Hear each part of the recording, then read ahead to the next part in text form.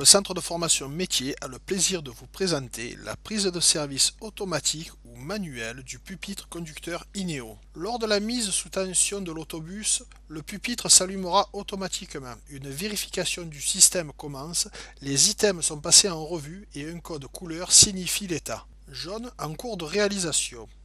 Vert, étape réalisée avec succès. Bleu, étape restant à faire. Rouge, étape en défaut que vous devrez signaler à votre hiérarchie. Un autodiagnostic du matériel embarqué est passé en revue. Si un de ces derniers était KO, une remontée est nécessaire. L'ensemble de ces cycles peut durer environ 2 minutes.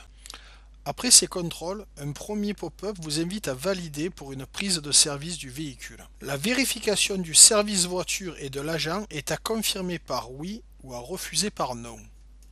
Dans l'hypothèse du oui, le pupitre indique une attente puis demandera une validation de l'acceptation de prise de service. Le pupitre est prêt, il ne restera plus qu'à faire l'essai radio avant la sortie. Dans le cas où l'agent s'aperçoit que les renseignements ne sont pas corrects, il lui suffira de sélectionner non. Il est invité à saisir son matricule agent puis à valider.